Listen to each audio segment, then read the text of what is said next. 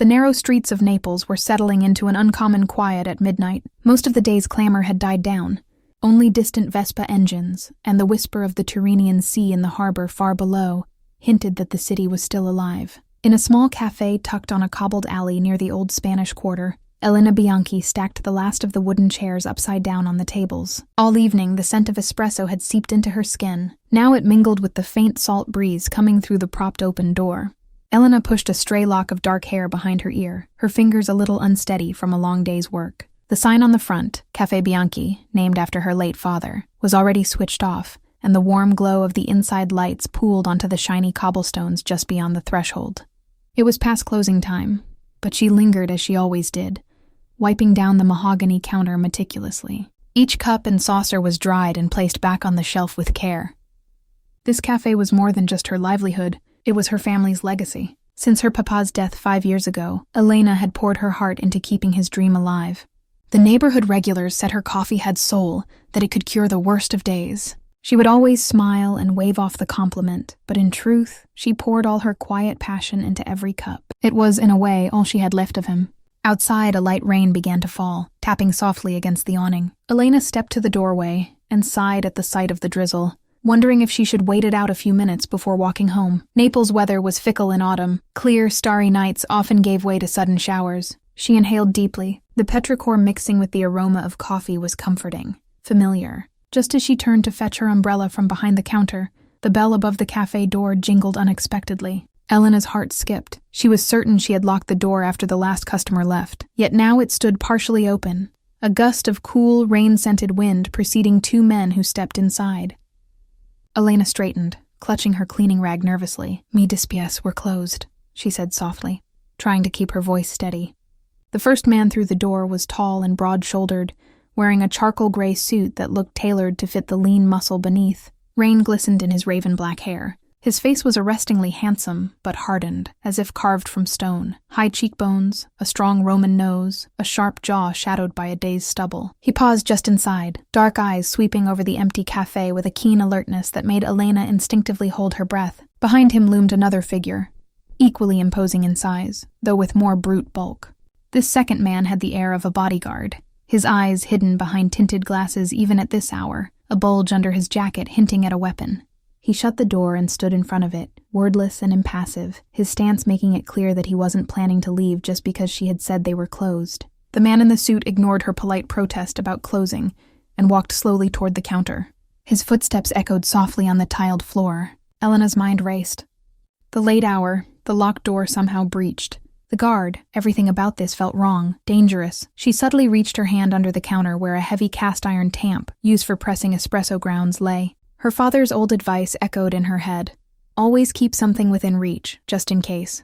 She had laughed it off then. What trouble could a humble coffee shop see? But alone at midnight with 2 strangers, she felt a tremor in her chest that she fought to control. The man stopped at the counter but did not sit. Up close, Elena noticed a thin scar slashing through his left eyebrow, the only blemish on his otherwise striking face. He looked down at the rag in her hand, then at the immaculate counter, and one dark brow arched slightly. "You keep a very clean shop," he said, voice low and resonant.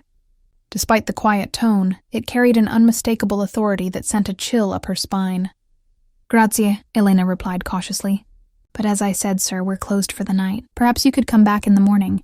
I'll be happy to serve you then." He tilted his head a fraction. He seemed to take stock of her petite form in a simple blue dress beneath her apron, the tiredness she tried to hide behind polite brown eyes, the slight quiver in her hand that still clutched the rag. Something unreadable flickered in his gaze. "Forgive the intrusion," he said, not sounding particularly apologetic at all. He slipped a hand into his suit jacket. Elena stiffened, but he merely produced a sleek phone, glanced at the time, and then back at her. "It is late, I know, but I was walking by and saw the light. I had a craving for a good espresso. Most places in this city," he added with a faint curl of his lip, "don't know how to make it right. They drown it or burn it." Elena found herself blinking in surprise. The last thing she expected was a complaint about coffee quality at this hour from a man like him. There was an accent to his Italian, not foreign but refined, from the north maybe, or perhaps just educated. Despite the rough edges of his appearance, he spoke with a controlled elegance. We take pride in our espresso, signore," she said carefully. Her mind was still urging her to find a way to get these men out as quickly as possible. Yet her barista's heart fluttered with the instinct to prove her craft. But it's past midnight. The machines are already cleaned. His eyes locked onto hers, and the words died in her throat. He didn't glare. It wasn't necessary. His stare alone commanded obedience. 1 cup, he said, raising a single finger. It was not exactly a request. Elena realized her pulse had quickened. She glanced at the door. His guard still stood there, arms crossed, making it clear there would be no easy exit. If she refused again, would they leave peacefully? Looking back at the man before her, Elena had a feeling that no wasn't a word he heard often. Swallowing, she gave a tight nod. Please, take a seat. I'll make you the best espresso in Naples, she said, injecting a gentle confidence into her voice that she didn't quite feel. He finally sat, choosing the stool at the counter directly across from her. The overhead lamp cast a golden glow on the rich walnut of the bar and illuminated the man's eyes. She dared a fuller look at him as she turned to the espresso machine. His gaze had drifted to the photographs on the wall.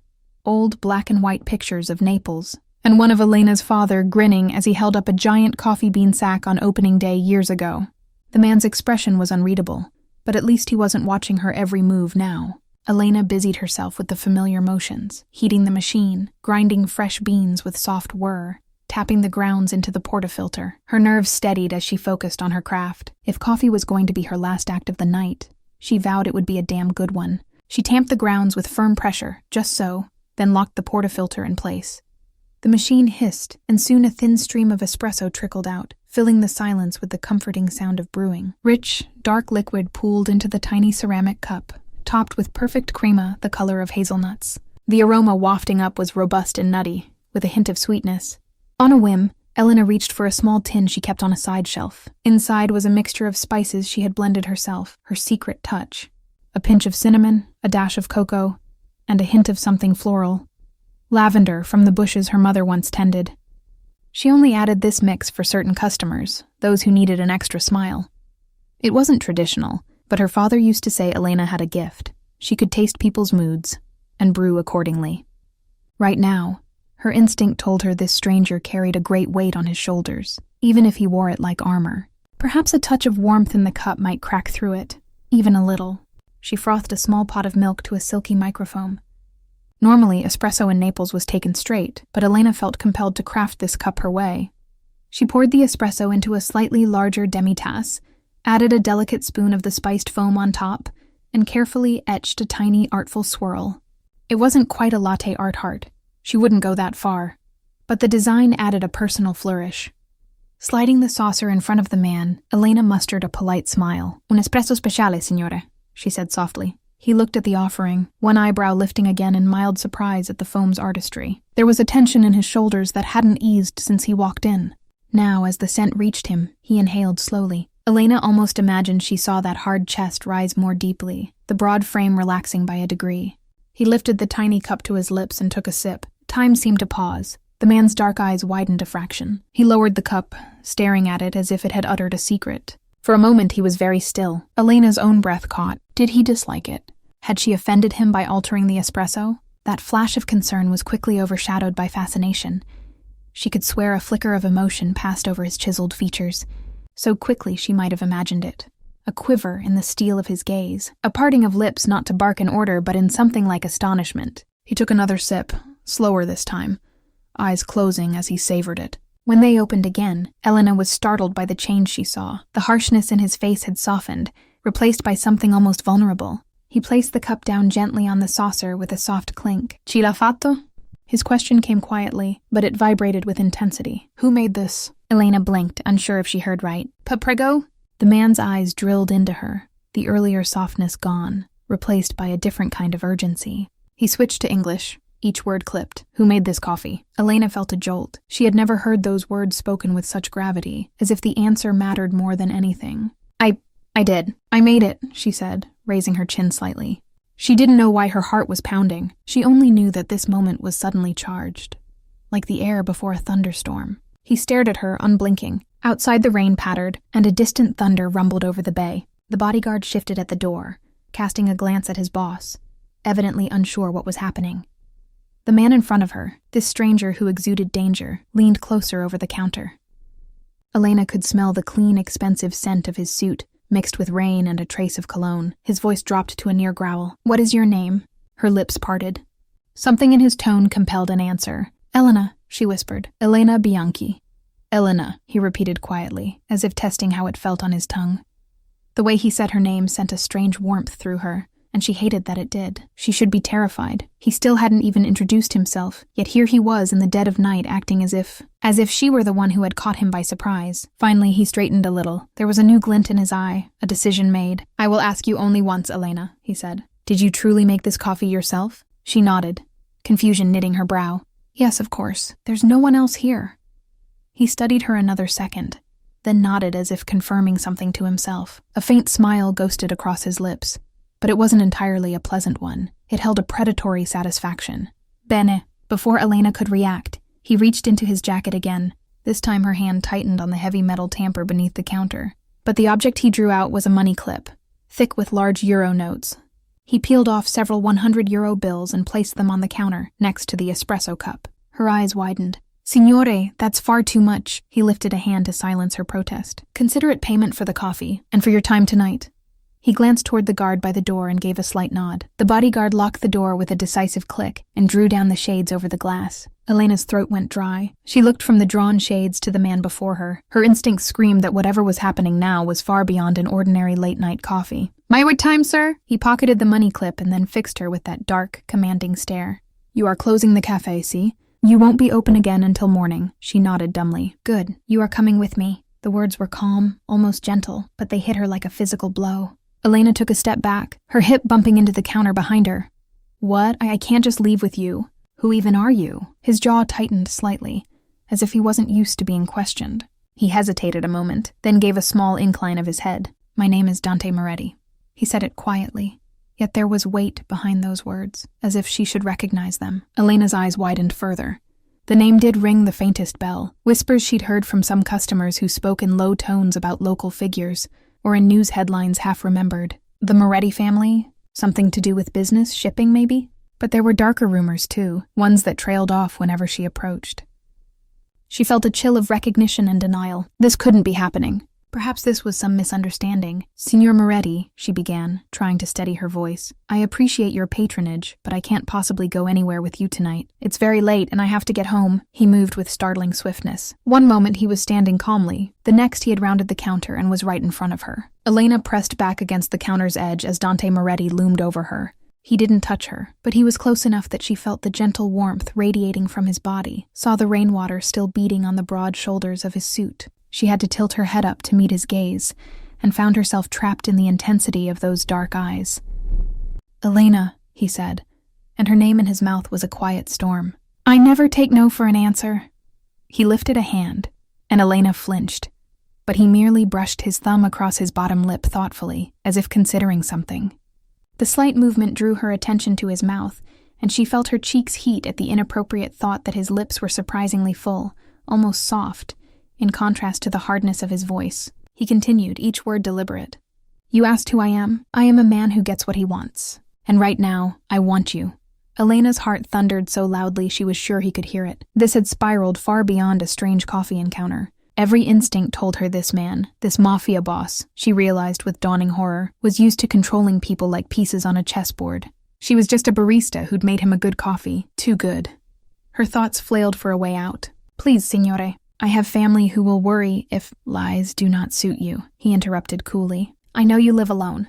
No husband, no boyfriend, not even a roommate." At her shocked expression, he added almost apologetically, "I make it my business to know things. Your routine, your quiet life, it's all remarkably ordinary." His eyes narrowed slightly. "Except for this talent of yours." Elena's mouth went dry. Had he been watching her? How could he know so much already? A spark of anger mingled with her fear. "Have you been spying on me?" she demanded, a tremor in her voice. He almost smiled at her defiance. "Not personally, but I have many eyes in this city. One of my associates frequents your cafe. He mentioned a young woman who makes the best coffee in Naples, perhaps in all of Italy." I admit I was curious. Dante's gaze fell to the empty cup on the counter. His voice grew quieter, as if confessing something even to himself. "I didn't expect this." Elena followed his eyes to the cup. That tiny bit of foam left in it bore the faint remnants of the swirl she'd drawn. Such a small thing, and yet it had clearly struck a chord in this man. He turned back to her, and the vulnerability she thought she'd seen was gone, replaced by steely resolve. "You have a gift, Elena. One I intend to keep close. Before she could protest again, he gently, almost courteously, placed his hand at the small of her back. The contact was firm but not rough, guiding her away from the counter. Elena was too stunned to fight immediately. The heat of his palm through her thin dress sent an involuntary shiver through her. "Wait, what about my cafe?" "I can't just leave it," she managed, her voice wobbling between panic and disbelief. Dante nodded to his bodyguard, who promptly moved to turn off the remaining lights and double-check the lock. Dante's lips curved in a shadow of a smirk. "It will still be here in the morning. I'll have someone secure it." He was already steering her towards the back door now, the one she used for deliveries, perhaps to avoid any onlookers on the street. Elena's mind raced. This was happening too fast. "This is crazy," she whispered, planting her feet as they reached the back hallway. "You can't just take me. I'm not some object you can own." Dante paused. In the dim light of the corridor, his eyes flashed dangerously. For a moment, the air was taut. Then he stepped closer, and Elena's breath caught as her back met the wall. He lifted a hand as if to touch her face, and she flinched. He stopped, his fingers hovering just above her cheek. She could feel the warmth of him, the tremor in her own body at his nearness. "I'm not going to hurt you," Dante said, voice unexpectedly gentle. The contradiction between his tender tone and the ferocity in his eyes made Elena's head spin. "But understand this, you are mine now. And I protect what is mine." His words hung in the air. Elena stared up at him, her heart in her throat. There it was, the claim, made in a dark alleyway behind her family cafe in the middle of the night. She should have been terrified. Part of her was, yet there was something else too. A dangerous thrill, as if an invisible thread had just tethered her to this man's fate, binding her life to his in that moment. Dante stepped back slightly, giving her room to breathe, though his hand remained at her back. With his other hand, he took off his suit jacket and, in a surprising gesture, draped it around Elena's shoulders. The warmth and weight of it was comforting against the chill of the night and the shock coursing through her. It smelled of him, expensive cologne with a hint of smoke and the rain. "You'll catch a cold," he said quietly by way of explanation. The consideration in that small act left Elena momentarily speechless. His bodyguard opened the back exit, and the night air rushed in, cool and laced with the scent of wet stone. Dante began to guide her out. Elena's eyes darted around the empty alley behind the cafe, searching for any savior in the shadows. But there was only the sleek black sedan now idling there. Heart pounding, Elena realized there would be no rescue, no knight in shining armor appearing in the rain. Only this dark stranger claiming her with the soft threat of protection. Gathering the last shreds of her courage, Elena turned to Dante, meeting his gaze directly even as he led her to the open car door. "You may force me to go with you," she said, her voice unsteady but determined, "but you can't control me. I'm not afraid of you." A lie. She was terrified. But in that moment, she refused to cower. If she was stepping into the lion's den, she would not do it on her knees. Dante's eyes widened ever so slightly, as if surprised by her boldness. Then a true smile curled his lips, brief, wolfish, and approving. "Brave," he murmured. "You should be afraid, Elena. You have no idea what world you've just stepped into." With that, and with a final, gentle press of his hand, he helped her into the car. As the door shut and Dante Moretti slid in beside her, Elena clutched the lapels of his jacket around herself, heart thrumming with dread and a curious, unwelcome anticipation. The car pulled away into the night, leaving the quiet cafe and the spilled light on wet cobblestones far behind. And as the city streets blurred past, Elena could only wonder what exactly she had awakened in this man with one simple cup of coffee, and what price she would pay for it. The drive through the night was surreal. Elena sat rigid in the leather seat of the sedan, Dante's jacket still draped around her like a protective cloak. The car's interior smelled of rich leather and a faint trace of hiscologne. Dante sat beside her, silent and pensive, the occasional passing street lamp casting fleeting light across his sharp profile. The bodyguard drove, eyes on the road, saying nothing. Elena's mind churned. She had replayed Dante's words in her head a dozen times already. "You are mine now." The sheer audacity, the arrogance, and yet he had also said, "I protect what is mine." What did that mean for her? Was she a captive, a pawn in some game she didn't understand? Or was she under his twisted version of protection because of some coffee-induced whim? The car wove through Naples' curving streets, climbing gradually into the hills overlooking the bay. The rain had stopped, leaving the city glistening. When Elena caught a glimpse of Castel Sant'Elmo illuminated against the dark sky, she realized they were heading toward the wealthy district of Vomero, or perhaps further toward Posillipo. Indeed, after a few more turns, the sedan passed through tall wrought-iron gates that opened at their approach. They drove down a long cypress-lined driveway. Ahead, an elegant villa emerged from the darkness. Soft lights glowed along a two-story facade of warm terracotta and stone. Manicured gardens flanked the entrance, the silhouettes of statues and a fountain visible in the courtyard. It was the kind of home Elena had only ever seen in magazines or on rare walks through upscale neighborhoods, a place of luxury and old money, far removed from her cozy, worn little cafe. The car stopped under a portico. Almost immediately, 2 men in dark suits approached.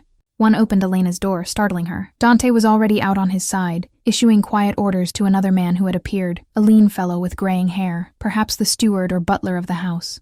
She heard Dante's low voice. "Tell Marco to put 2 men on the cafe tonight. No one goes in or out. In the morning, have someone notify her customers that the shop is closed until further notice." Elena's stomach clenched. He truly had thought of everything, moving pieces to ensure her world outside was paused. As Elena emerged from the car, clutching Dante's jacket around her, he was at her side in an instant. One large hand settled at her elbow, not harshly but with possessive guidance. She resisted the urge to pull away. There were too many strangers around, all of them eyeing her with curiosity or suspicion. "Come," Dante said softly. He led her up the stone steps. The double doors opened, revealing a grand foyer. The floor was polished marble, and a chandelier cast a gentle glow from the high ceiling. The walls were adorned with tasteful art, landscape paintings, and one that caught Elena's eye, a portrait of a woman with kind eyes and a gentle smile, painted in an old style. The resemblance in those eyes to Dante's was subtle but there. Perhaps this was a relative, maybe his mother when she was young. Elena had little time to take it in. Dante guided her through the foyer, dismissing the suited men with a nod. They dispersed, as if his silent command was understood without words. The older steward hovered nearby. Dante addressed him quietly. "Gianni, prepare the green room for our guest, and have Valentina bring some dry clothes. Elena is staying here indefinitely." Indefinitely. The word rang in Elena's ears like a bell of doom. She found her voice as the steward nodded and hurried off. "Signor Moretti," she began, trying to control the tremble. Dante, his given name felt strange on her tongue, but he had never told her how to address him. "I don't understand what you expect of me. You can't just uproot my life like this. I have responsibilities. A business. I can't simply disappear." He turned to her, studying her face. In the better light of the villa, the severity of his features was more pronounced, but so was the exhaustion around his eyes, a faint shadow, as if even someone as formidable as Dante Moretti was not immune to weariness. "I can and I have," he replied. "For now, consider yourself on a hiatus from your previous life." Anger flared in Elena's chest, beating back some of the fear. "You mean I'm your prisoner?" "Ospite," he corrected gently in Italian. "My guest. You have my protection, my hospitality." His voice hardened a fraction. "But yes, until I say otherwise, you will stay within my world." Elena's hands balled into fists under the jacket. "All this for a cup of coffee?" For the first time, she saw uncertainty flicker across his face. Dante glanced away, jaw tense. "It's more than that," he said after a moment quietly. "You wouldn't understand." "Then help me understand," she pleaded. "Because right now I feel like I'm being punished for doing my job well." Dante's eyes flashed as they met hers again. "Is that what you think this is? Punishment?" He stepped closer, and instinctively Elena stepped back, bumping into one of the marble columns lining the hall. Dante stopped himself, exhaling slowly as if reining in his intensity. "No, not punishment. Salvation." The word hung strangely in the air. Elena shook her head in disbelief. "I don't need saving." At that, Dante's expression grew haunted. He lifted a hand as if he might touch her cheek where a tear of frustration had escaped down to her jawline. But he did not complete the gesture. "Everyone needs saving from something," he murmured, almost too low to hear, then turned sharply as footsteps approached. A woman in her 50s, dressed in a crisp blouse and skirt, appeared carrying a stack of folded clothes. She offered a polite smile to Elena. "Buonasera, signorina. I'm Valentina, the housekeeper. I've brought you some dry clothes for the night." Her tone was warm, with a local accent. It was perhaps the first truly friendly voice Elena had heard this night. Elena managed a faint grazie as she accepted the clothes. A soft cotton sweater and drawstring lounge pants, clearly new or impeccably kept. Dante nodded to Valentina. "Thank you. We'll manage from here." He then beckoned Elena to follow. Clutching the spare clothes, Elena trailed him up a wide staircase with wrought iron railings. Her legs felt leaden, the adrenaline of earlier slowly giving way to exhaustion. At the top, they walked down a long hallway lit by low wall sconces. He stopped before a door at the far end and pushed it open to reveal a spacious bedroom suite. The decor was elegant, cream-colored walls with gold accents, a king-sized bed with an ornate headboard, heavy drapes that probably concealed a balcony and a view of the city. The green room, as he'd called it, had touches of sage and emerald in the upholstery, and a vase of fresh white lilies on a writing desk in the corner. Elena stepped in warily. It was more luxurious than any hotel she could dream of staying in, and certainly worlds apart from her modest apartment above the cafe. The carpet was thick enough that her feet sank slightly. She felt as though she were walking into a movie, not her life. Dante hovered in the doorway, one hand on the handle. "You'll sleep here. My room is next door." He inclined his head toward the adjacent wall. "If you need anything. Johnny or Valentina can also be summoned if you press that button." He indicated a small panel by the bed. Elena set the clothes on the bed, her fingers brushing the soft duvet. She turned to face him, crossing her arms to hide their tremble. "And what if I need to leave? To go home?" His face hardened slightly. "You already asked and I already answered. You're not leaving, Elena." She took a shaky breath. "This is kidnapping, you realize? You can dress it up as hospitality, but I'm here against my will." Something akin to regret flickered in his dark eyes. "I prefer to think of it as persuasion. I'm giving you an opportunity. Protection and resources far beyond what your old life could. In time, you'll understand." He paused, then added with a touch of dry humor, "If I truly meant you harm, I wouldn't have bothered with clean clothes and a comfortable bed." Elena bit her lip. He had a point. If he were a monster, he could have thrown her in a cell or worse. That he was extending courtesy complicated her feelings. Still, it was twisted to snatch her away like this. "I don't want any of this," she whispered. "I was happy in my old life, as you call it." Dante's expression softened ever so slightly. "Happy, perhaps content, in a small way, but safe? The city is not as harmless as you believe, Elena, and after tonight, your world has changed." He looked as if he wanted to say more, but he fell silent. Instead, he walked inside and over to the tall windows. He drew aside a curtain, revealing a set of French doors that opened onto a balcony. Beyond, Naples sprawled, a carpet of lights cascading down to the dark bay. Even at this hour, ships' lights bobbed in the distance, and the outline of Vesuvius loomed under a cloud-hazed moon. "I grew up in this city," Dante said quietly, still gazing out. "I know what it can do to those who are unprepared for its cruelties. I've seen good people broken because they were in the wrong place, the wrong time, or simply because someone with power decided to take what they wanted." He glanced back at her, his silhouette sharp against the night sky. "I have the power here, and I decided I wanted you safe with me. Consider it a stroke of fate, if you like, the same fate that led me to your cafe tonight." Elena hugged herself, both unnerved and strangely moved by the speech. It almost sounded as if he was trying to justify his actions to himself as much as to her. "Get some rest," Dante said, letting the curtain fall back. He moved to the door, pausing beside her as she stood frozen near the foot of the bed. For a moment, he looked as though he might reach out and touch her shoulder or brush that stray lock of hair again. His hand lifted slightly, but then he clenched it and let it drop. "We'll talk more in the morning. I'll have breakfast sent up for you." She nodded mutely, and he stepped out into the hall. Before he closed the door, he added, "Oh, and Elena." She looked up. His gaze bore into hers, an unspoken apology and command all at once. "Do not attempt to leave. My guards are under strict orders. I would hate for you to get hurt by misunderstanding their duty." It was a gentle warning, yet a warning nonetheless. Elena's throat tightened. She managed to reply past it. "I understand." The words tasted bitter.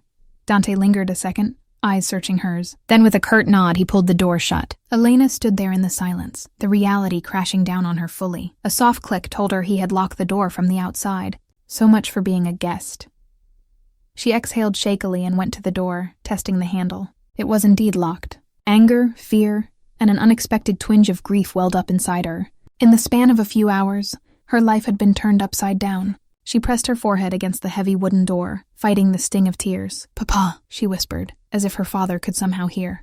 "I wish you were here. You'd know what to do." No answer came from the silent room. After a few minutes, Elena mustered the will to move. The damp dress clung uncomfortably to her skin, a reminder of the rain and the chaotic evening. She peeled Dante's jacket off her shoulders and carefully placed it over the back of a velvet armchair. Hesitating only a moment, privacy felt strange in a place full of strangers. She went into the adjoining bathroom to change. The bathroom itself was larger than her kitchen back home, decked in marble and bronze fixtures.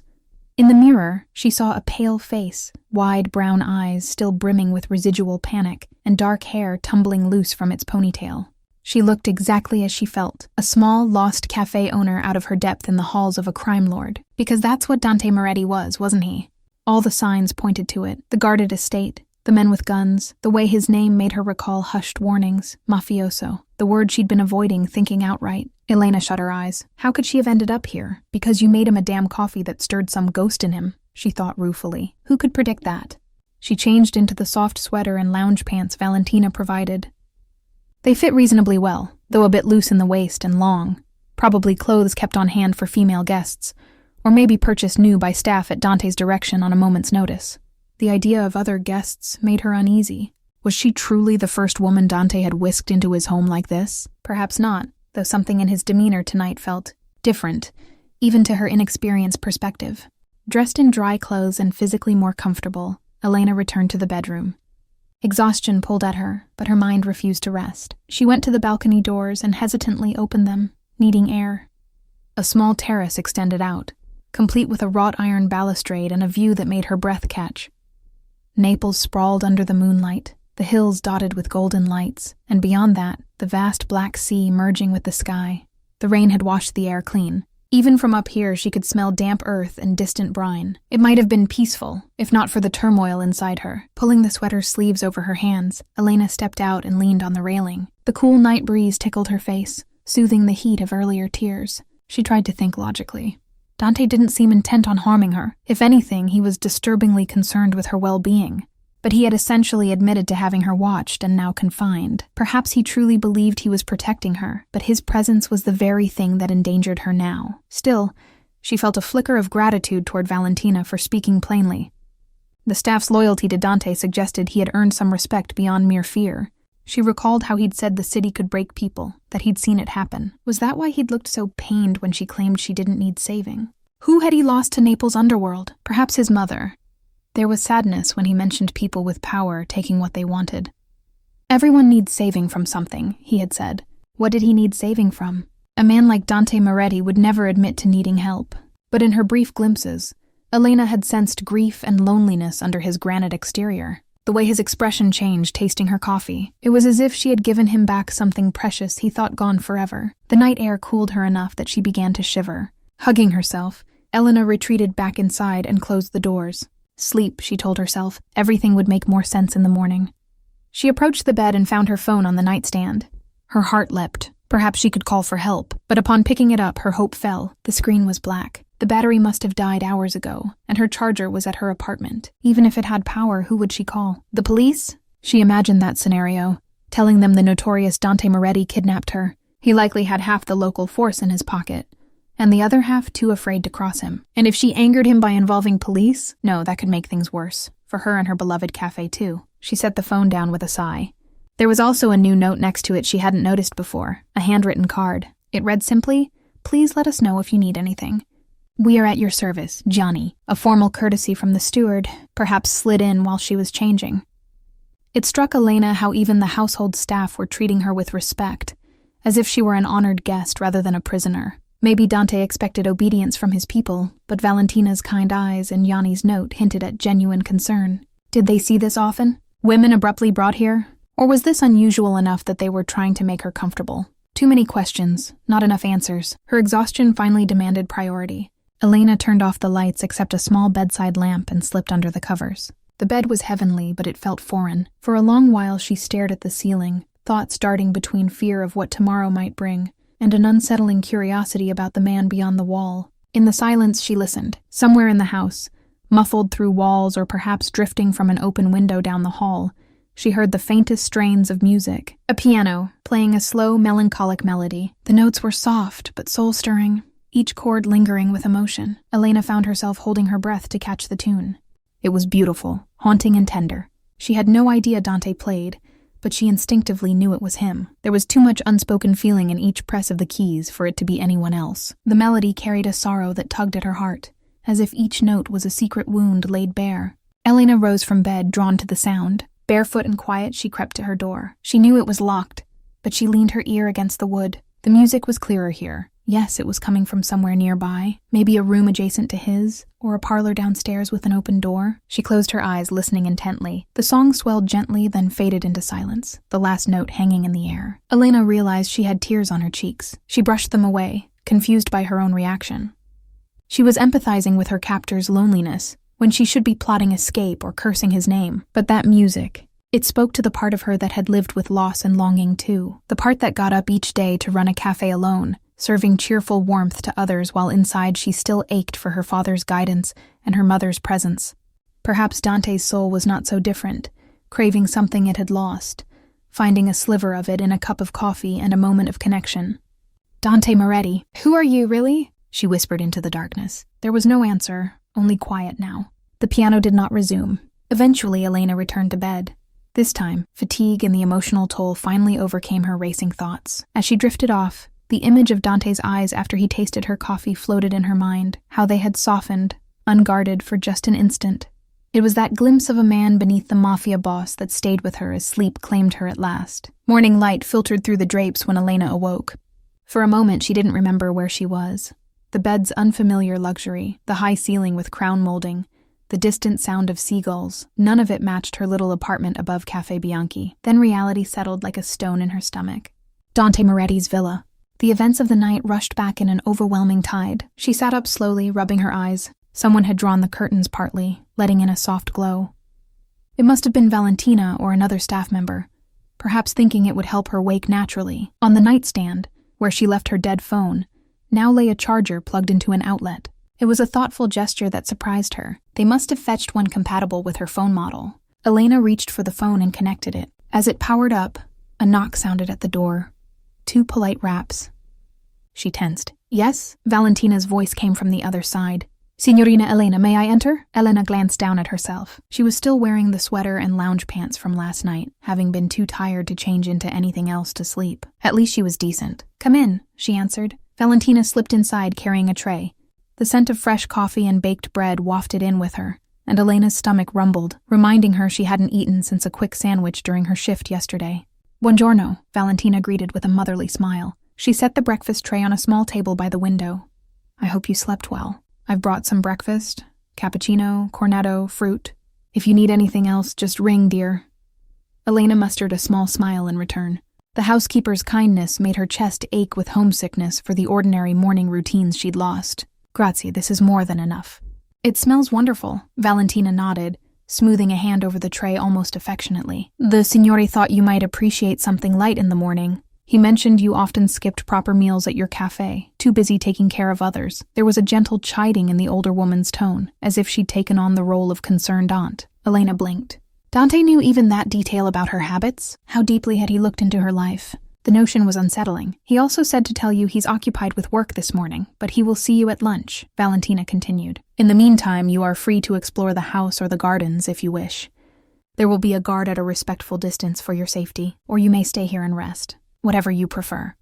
It was worded as if Elena truly were a guest with choices, though they both knew safety was a euphemism. Elena's gaze drifted to the door, unlocked now presumably if Valentina had entered. Could she walk right out?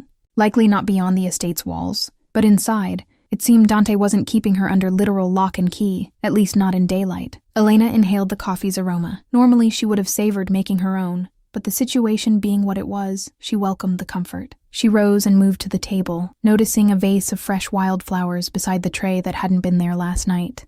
Blue lavender sprigs among them, giving off a faint sweet scent. It made her think of the pinch she'd added to Dante's coffee, and she wondered if this was coincidence or someone's intentional touch. Valentina, she asked softly as she sat down. How long have you worked for Signor Moretti? The housekeeper tilted her head, perhaps surprised by the question. Oh, me, nearly 20 years. I served his father before him, and young Dante, well, not so young now, but I remember him as a boy running through these halls. Elena tried to picture that stern man as a child. It was difficult, but if anyone would know, it was someone who'd watched him grow up. He must have been different then, she ventured, curiosity slipping out. Valentina gave a cautious smile. He was a lively boy, full of laughter. His mother had a way of making the villa feel like a real home, even though his father's business cast long shadows. After she passed, things changed, so his mother was gone. Elena felt a pang of empathy. That's terrible, she murmured. He must have loved her very much. Oh, signorina, she was his light. Valentina's eyes turned wistful. Dante was only in his late teens when she fell ill, cancer. It took her quickly. I don't think he ever fully recovered from the loss. He changed overnight, became more serious, driven. And when that tragedy happened, Dante had to grow up even faster. Elena sipped her cappuccino, hanging on Valentina's every word. No one had explained anything about Dante's past to her. Perhaps they assumed she knew, or simply didn't dare speak of it. But Valentina seemed to trust Elena's gentle prompting. What happened to his father? She asked carefully. The housekeeper's face tightened, as if recalling a painful memory. Don Alberto, Signor Moretti's father, was killed. An ambush about 6 years ago. It was very violent, very sudden. Dante was just 25. He barely escaped the same fate and, well, overnight he found himself head of the family business. Though she phrased it delicately, Elena understood the implications. Head of the family business, at 25 after an ambush, this was Mafia talk. Her cappuccino suddenly tasted bitter. So Dante became a Mafia boss by inheritance and blood, forged in violence. Valentina noticed her troubled silence. The older woman covered Elena's hand with her own briefly, a comforting gesture. He has had to be hard, Kara. But I want you to know he is not a cruel man. Not to those who show loyalty and kindness. He's done some good for the people here, though you won't hear it openly. Many of the locals have food on their tables because of him. But yes, he carries great burdens. Elena swallowed the lump in her throat. She wasn't sure why it mattered to her that Dante might have a softer side. He was still effectively holding her captive. Yet hearing about his mother and father ignited her compassion. She knew the pain of losing family too, albeit under different circumstances. Still, could any of that justify what he was doing now? I don't really know why I'm here, Valentina, Elena admitted softly.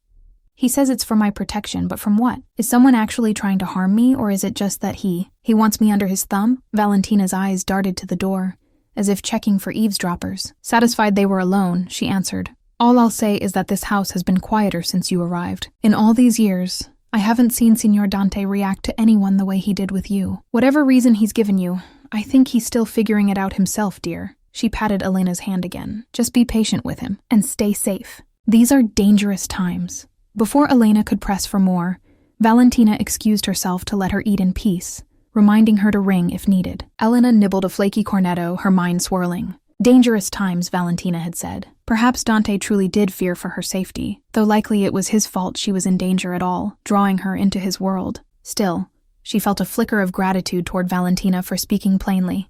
The staff's loyalty to Dante suggested he had earned some respect beyond mere fear. After breakfast, Elena decided she couldn't bear sitting idle with her thoughts. If she was allowed to roam the house and gardens, with a watchdog no doubt, perhaps she might learn something useful, or even find a chance to slip away. She dressed in the same clothes as last night, as she had nothing else. They were clean enough. Dante's jacket still hung on the chair.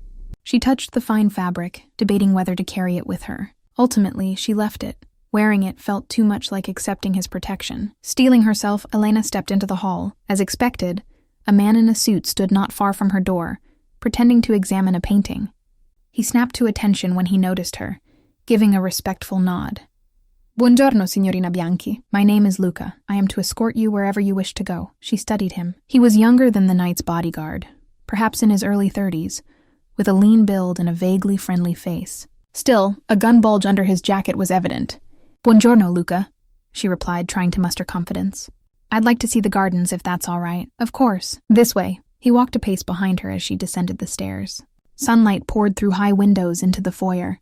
The villa felt less intimidating by day, though no less opulent. They passed by the living areas. Elena caught a glimpse of a grand piano in one salon, and wondered if it was where Dante played last night. The keys would know his secrets, she mused. Outside, the garden stretched behind the villa in a series of terraces. Gravel paths meandered through rose bushes, lemon trees heavy with fruit, and ivy-draped pergolas. Elena took a deep breath of the late morning air. The rain had freshened everything, and droplets glittered on petals and leaves. It would have been beautiful, peaceful, if not for the man shadowing her and the knowledge of unseen armed eyes likely watching from a distance. She wandered slowly, Luca maintaining a discreet distance of a few steps. At one point, by a fountain of a marble nymph pouring water from an urn, she paused and turned to him. It's all right, you know. I'm not going to jump the wall and run off. Luca gave a slight smile, almost apologetic. My orders are to ensure your safety, signorina. Not to restrict you, but to watch for any outside threats as well.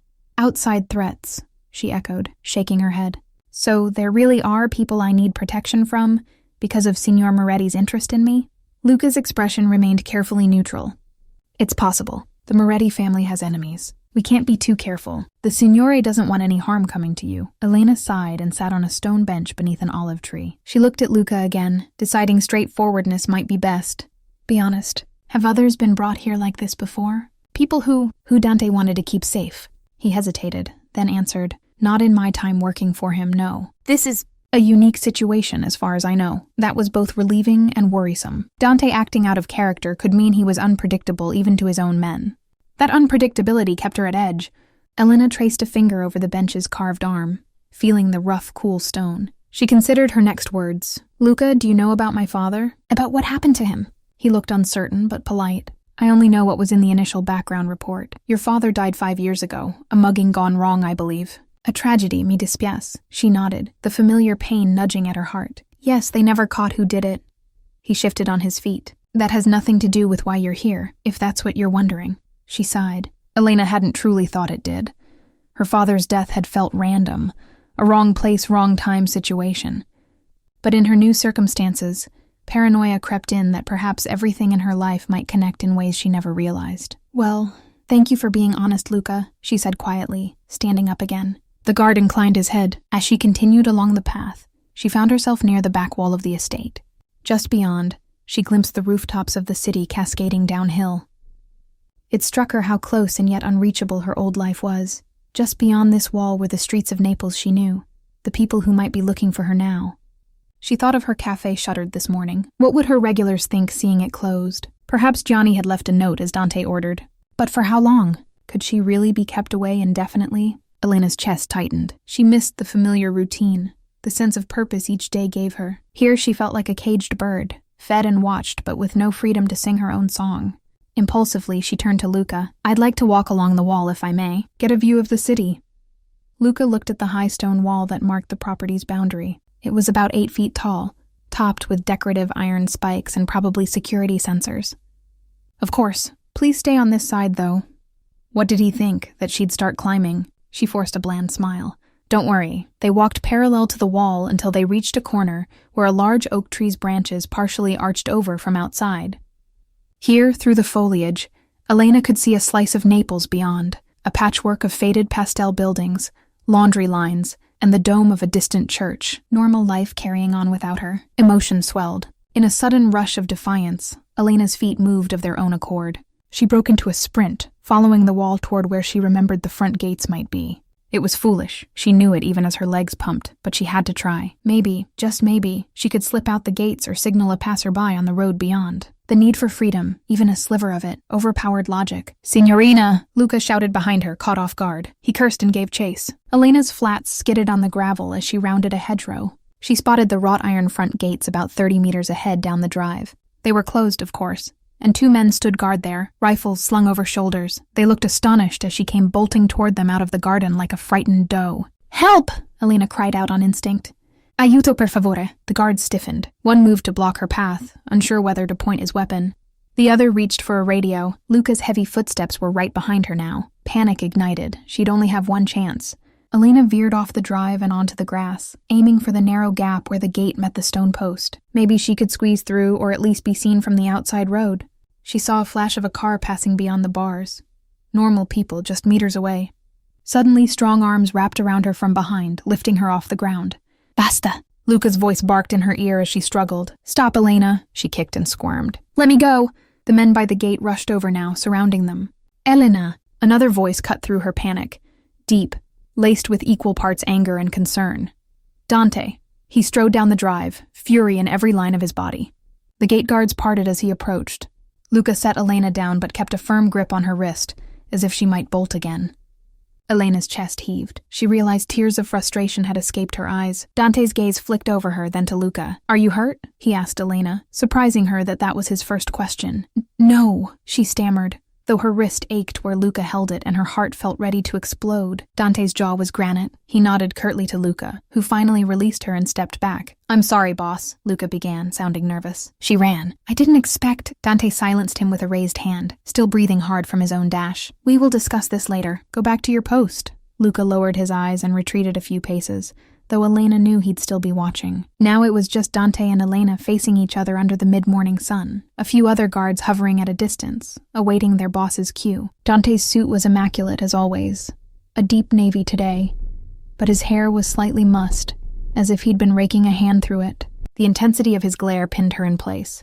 Elena was the first to speak, defiantly raising her chin even as her voice trembled. Are you going to drag me back inside like a prisoner then? A muscle in his cheek twitched. If I have to, he said, low and dangerous. She could feel her pulse throbbing in her throat. This is insane, Dante. You can't expect me to just stay here caged without even trying to get my freedom. You took me from my life. His eyes flashed. I told you it was for your own good. Maybe I don't want your version of good. She shot back, anger overcoming caution. Maybe I'd rather take my chances out there than be a pawn in whatever game you're playing. Dante stepped forward. Elena instinctively stepped back, but her heels hit the low edge of the driveway's curb and she stumbled. His hand darted out to steady her, gripping her elbow firmly. She tried to yank away, but he held on, not hurting, just preventing her escape. You think this is a game? Dante's voice was quiet, lethal. You have no idea what forces are at work, Elena. Last night, one of my warehouses was attacked on the docks by the Rinaldi clan. 2 of my men died. His eyes bored into hers, raw with anger and something else. Fear? That attack was meant for me. If I hadn't been elsewhere... He cut himself off, jaw clenched. Elena's heart skipped. Rinaldi clan. She vaguely recalled that name from news of Mafia skirmishes, but what struck her most was his implication. He'd been at her cafe instead of at the docks. If he had been there, he might have been the one killed. And if they knew he wasn't at the warehouse, would they try to find where he was? And with whom? Do you understand now? Dante continued, his voice rougher than she'd heard. By merely being near me, you could become a target. I won't let that happen. Elena's anger was tempered by a sliver of guilt and alarm. She hadn't known about the attack. Had his diversion to her cafe saved him? Possibly, but now... If Rinaldi operatives learned Dante spent the night away from his usual patterns, they could be searching for an unknown variable, her. You should have let me go then, she whispered. If I wasn't with you, if they don't know about me, I wouldn't be in danger. Dante shook his head, frustration evident. It's too late for that. You think I'd risk it? If you went back now, they could still find you. Or worse, you'd go to the police, raise noise. That would draw even more attention. He was right, though admitting it felt like defeat. Elena's shoulders slumped. So what now? I'm stuck here until your war with Rinaldi is over? That could be months, years, if ever. His grip on her elbow loosened slightly, turning almost into a caress as his fingers slid down to her forearm. I don't know, he said, a trace of weariness in the admission. Maybe until I can ensure they believe you mean nothing to me. The way he said it implied the opposite, that she meant something. It sent a confusing flutter through her. Dante continued, voice softer. I'm sorry about your cafe. I know what it means to you. I'll compensate for any losses, I swear it. I can even have my people run it in your absence. No, Elena interjected, horrified at the thought. I don't want your people there. She searched for words. It's all I have of my family. I don't want it tainted with blood money. His eyes hardened at the phrase, but he inclined his head. As you wish. It will remain closed and untouched under guard, so no one else tampers with it until you can return. And when will that be? She challenged. A muscle in his jaw shifted. He didn't answer immediately, which was answer enough. Elena looked away, out through the bars of the gate to freedom beyond. It felt hopeless. She was one small person caught between forces so much larger. Perhaps Dante truly believed he was protecting her, but his presence was the very thing that endangered her now. It was a cruel paradox. A warm touch on her chin made her flinch slightly, Dante gently turning her face back to him. His hand was gentle, thumb brushing her cheek in an unconscious soothing motion. The gesture froze them both. Elena's breath snagged at the intimate contact. Dante's eyes searched hers. I know you hate this, he said quietly. I know you may hate me, but please, trust that I am doing what I must to keep you alive. The plea in his tone disarmed her. She realized this was perhaps as close to begging as a man like Dante Moretti would ever come. It stirred an unwanted compassion in her chest. She swallowed hard. And what about living, Dante? Being alive isn't living if I have no say in my life. He slowly released her, looking oddly forlorn. I will try to give you more freedom here within limits. But I cannot let you go. Not yet. Before she could respond, he took her hand. Come, let's go inside. The gardens have lost their appeal for now. His grip was firm but not forceful as he led her back toward the villa. Elena walked in silence at his side, her emotions a jumble of lingering anger, reluctant understanding, and a strange warmth where his fingers wrapped around hers. As they passed through the foyer, Dante addressed the guards coolly. Double the watch on the perimeter. And Luca, report to Riccardo for reassignment. The younger guard who'd chased her looked chagrined, but nodded, heading off. It seemed he was being removed from her detail, likely punished for letting her nearly slip out. Dante guided her not back upstairs, but toward a sunroom that opened to the side gardens. It was a beautiful space, with arched windows and a view of a lemon grove. Light spilled across a mosaic floor and a table set for lunch with fine china and crystal. A spread of antipasti, salads, and pasta was laid out, as if nothing unusual had happened this morning. The domestic normalcy of it all was almost absurd. He pulled out a chair for her. Elena sat stiffly. Dante took the seat opposite.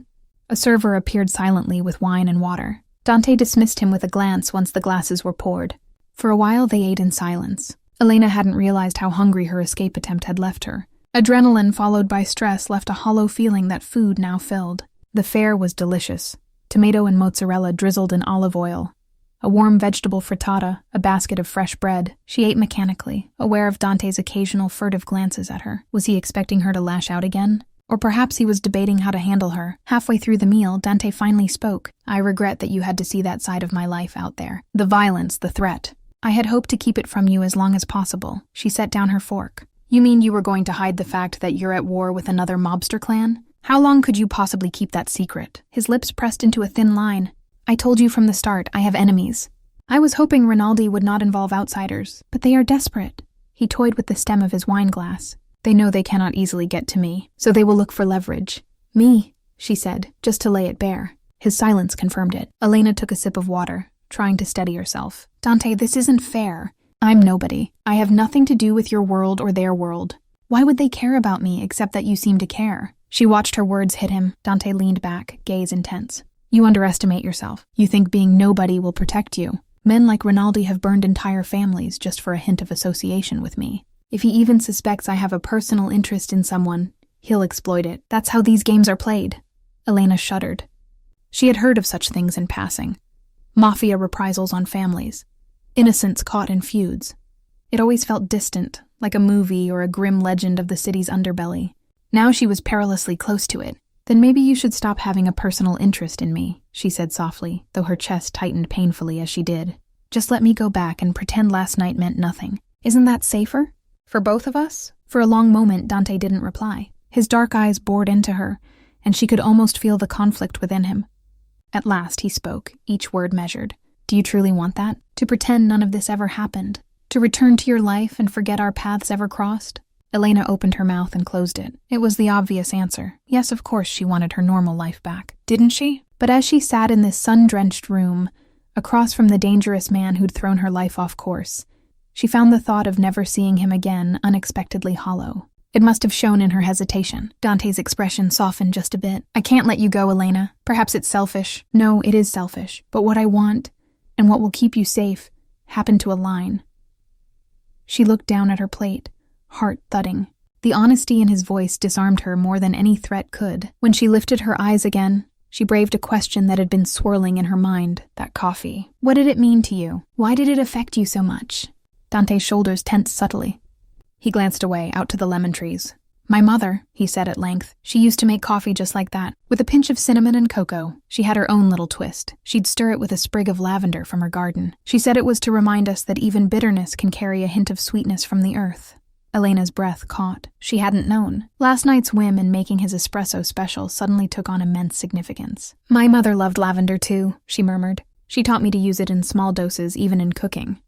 That's why I started experimenting with it in coffee." Dante's gaze returned to her, gentler now. "When I tasted it, for a moment I thought I was dreaming. It was like stepping into a memory of simpler times. Safe times," he paused. "After my mother died, I never tasted coffee made that way again.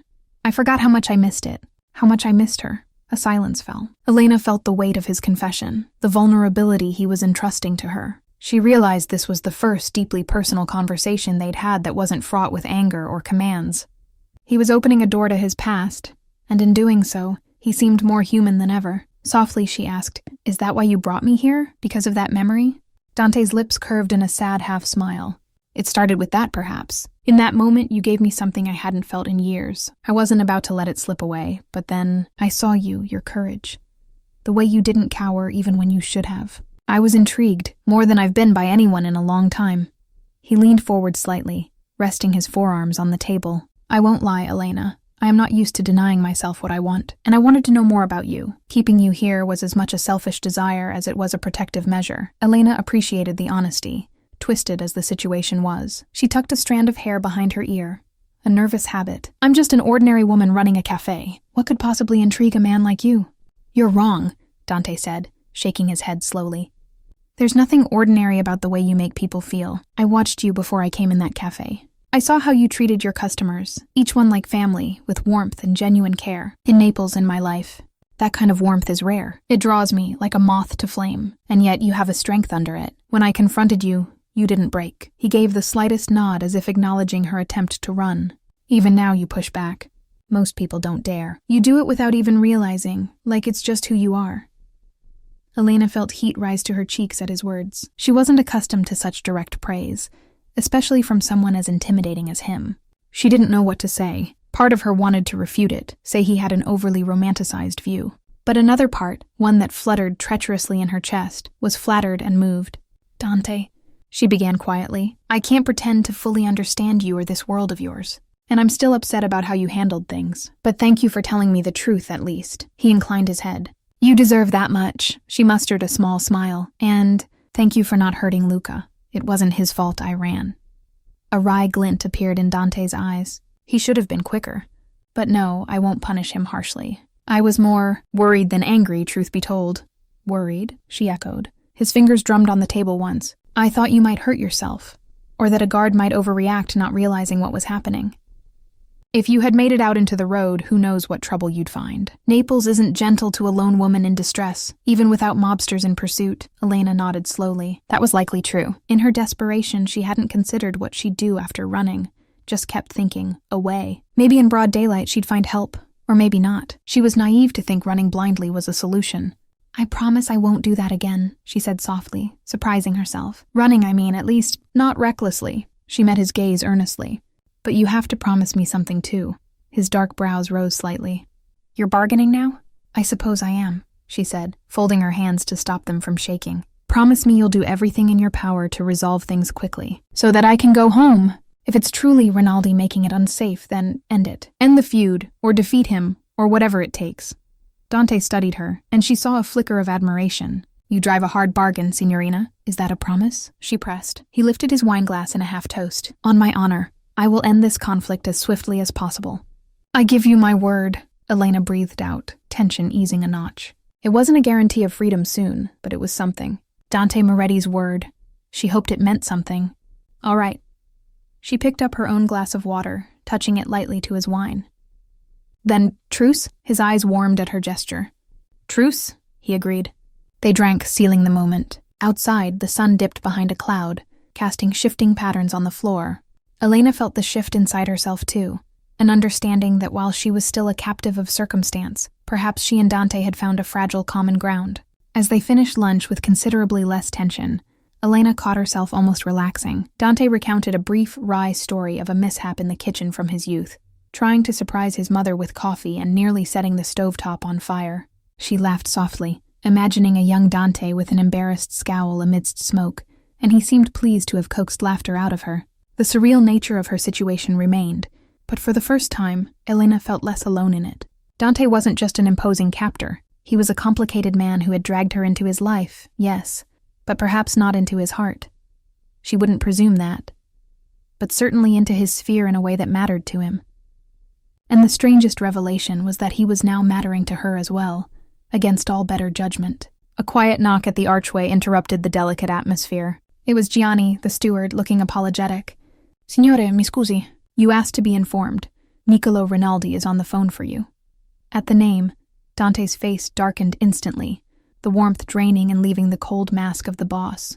Elena tensed, recognizing the rival's name. What could he want? Dante stood, his posture straight and commanding once more. "I'll take it in my office." He glanced at Elena. "Stay here. Enjoy the garden if you like." "I shouldn't be long," she nodded, trying to hide her anxiety. Dante left with Gianni, his stride purposeful, back into battle mode. Elena exhaled. That name, Rinaldi, brought back the danger of their reality. She silently prayed that Dante's promise to end the conflict swiftly would hold true, and in a corner of her heart, she admitted she prayed for his safety too.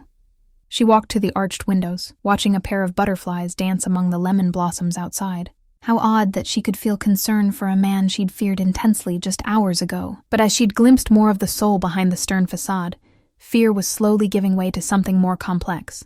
"Be careful, Dante," she whispered, resting a hand on the sun-warmed glass.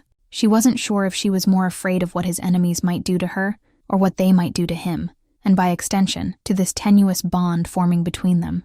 Elena waited in the sunroom, anxiety twisting her stomach into knots. Through the open glass doors, the mild afternoon air did little to calm her. She could not hear what Dante and Niccolo Rinaldi were discussing, but she sensed it was no friendly chat. After what felt like an eternity, Dante reappeared in the doorway. His face was a stoic mask again. but she could see the tension in the set of his shoulders. "What happened?" Elena asked, rising to her feet. He stepped closer, lowering his voice. "Rinaldi requested a meeting. A truce negotiation, he claims. Tonight on neutral ground." Elena's heart skipped with dread. "It's a trap. It has to be." A ghost of a smile touched Dante's lips. "Of course it's a trap. The man has never honored a truce in his life." He raked a hand through his hair, an uncharacteristically unsure gesture. He said something odd. He mentioned enjoying a good coffee, and hoped I'd found something to sweeten my bitter nights. It was a veiled taunt, but it tells me he's fishing for information. Elena paled. That sounded like Rinaldi suspected Dante had found solace, perhaps a person, perhaps her. "Do you think he knows about me?" she whispered. Dante's eyes flashed protectively. "He might suspect I was with someone when I wasn't at the docks. He'll dig for any advantage, but he doesn't know who, I'm certain of that. Only a handful of my most trusted even know you're here." Elena thought of the many eyes in the villa. Guards, staff. Trusted or not, secrets had a way of slipping out, and Rinaldi's reach could be long. "We should assume he'll try to find out," she said. "What will you do?" Dante's gaze drifted past her, toward the bright garden, but his focus was inward. "I agreed to the meeting." "What?" Elena grabbed his arm instinctively. "You can't. He's luring you." He looked down at her hand on his sleeve and gently placed his own over it. "I know, but refusing outright would only spur him to more aggressive action, perhaps an assault on my holdings, or even this house. Accepting buys me time and keeps him guessing. I won't go unprepared." Elena's throat tightened. The thought of Dante walking into Rinaldi's snare was terrifying. Time for what? What are you planning?" Dante's jaw set. "I'll mirror his play. Arrange my own surprise, but I won't discuss details here." He cast a wary glance around, as if even the walls could have ears. She realized how much he lived in a state of caution and mistrust. "What about me?" she asked softly. "If you go to meet him, what happens to me?" Dante's fingers closed around her hand firmly. "I'm moving you somewhere safe, away from here until this is over." She tensed. "Alone? I'll send a detail with you. Men I trust with my life." He squeezed her hand, and for a moment his expression cracked with concern. "Elena, I can't focus on handling Rinaldi if I'm worried about you. I need to know you're out of his reach. After last night, he might try to locate you, or at least guess at who you are. I'm not taking that risk." Her instinct was to protest being shuttled off yet again, but logic told her he was right. She would only be a vulnerability in the showdown. Still, the idea of being parted, not knowing what might happen to him, filled her with dread. "Where will you send me?" "One of my properties outside the city, a vineyard estate in Avellino. It's quiet, remote, heavily guarded. Rinaldi wouldn't think to look there. You'll be safe." Elena swallowed the urge to argue. Safe but waiting, racked with worry, that would be her lot. Yet what choice did she have? "All right," she conceded quietly.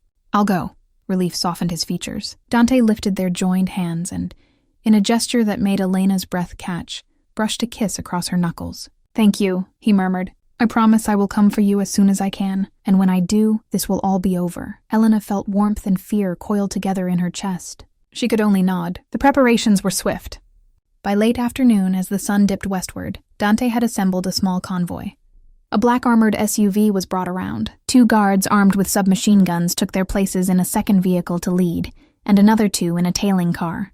Dante's own lieutenant, an older man named Arturo, whom he introduced as someone who had cradled him as a newborn, would ride with Elena. Dante insisted on escorting her to the SUV personally. At the car door, he held her arm, his eyes roaming her face as if committing every detail to memory. Elena managed a brave smile she didn't quite feel. "Don't do anything reckless," she said, attempting levity. "That's my job, remember?" A faint smirk touched his lips. "I'll try. But no promises if Rinaldi tests my patience." A quick exchange of looks said what neither could in front of the watching men. "Be careful. Stay safe. Come back." Dante stepped back and Arturo helped Elena into the back seat. She rolled down the window as the engine started. Dante leaned in one more time. "I'll see you soon, Elena. Fidati di me. Trust me." "I do," she whispered, surprising herself that it was true. "And Dante, be careful." He nodded, and with a sharp rap on the roof, he signaled the driver. The convoy pulled away, gravel crunching under tires. Elena twisted to look back through the rear window. Dante stood in the drive, hands in pockets, watching until the cars disappeared through the gates. The countryside rolled by in a blur of green vineyards and golden light. Elena tried to calm her racing thoughts by focusing on the scenery. The driver, a quiet fellow named Paolo, kept a steady, cautious speed. Arturo sat in the passenger seat, a rifle laid across his lap, eyes keen on the road. No one expected trouble so soon, so close to Dante's stronghold. But when you carry precious cargo in the Mafia world, You never let your guard down. They had been on the road for perhaps 40 minutes, leaving Naples behind, climbing into the hills where small villages dotted the landscape. Elena's initial anxiety had dulled to a numb unease. She half listened to Arturo speaking on a handheld radio to someone, confirming their route. Suddenly, a loud pop shattered the quiet. The SUV lurched. Elena gasped as her seatbelt tightened painfully. Paolo cursed, wrestling the wheel as the vehicle skidded. Another pop. Gunfire, Elena realized with horror. Not a tire blowout. The front windshield of the lead car spiderwebbed with a bullet impact. "Ambush! Down, Signorina!" Arturo shouted. He turned, shoving Elena's head low, just as a spray of bullets pelted the side of their SUV with metallic pings. The armored plating held, but the vehicle swerved violently as Paolo tried to accelerate out of the trap. Too late. An oncoming truck screeched to a halt, jackknifing to block the narrow road ahead. 4 men with rifles leapt from behind roadside bushes in the truck, surrounding the convoy. The lead car's driver attempted to ram through, slamming into the truck, but more shots rang out, disabling the engine. The escort spilled out, exchanging fire with the attackers. Elena's heart thundered. She smelled smoke and fear. Arturo cracked his door open, returning fire with short bursts. "Stay down!" he ordered Elena, voice tight but steady. Paolo, the driver, managed to draw his pistol, but a burst of bullets tore into the windshield. He grunted, a red mist spraying as he slumped forward. Elena bit back a scream, clapping a hand over her mouth. Paolo's blood spattered her cheek and sweater. The horror of it froze her. The SUV's engine was still running. Arturo reached back and pushed Elena further down behind the front seats. "Whatever happens, don't move until it's over," he hissed. She nodded, tears welling, pressing herself against the floor. Her mind flashed to Dante. Had something happened back at the villa? How had Rinaldi's men known to intercept them here? There had to be a leak, a traitor. The firefight was intense but brief. The Moretti guards were outnumbered and caught off guard. Within minutes, she heard shouting outside in victory. A chilling silence fell except for the crackle of a small fire from the lead car's hood. A harsh voice called out, "Search for the woman! She's in the second car!" Elena's blood ran cold. She shrank into the footwell, desperate to become invisible.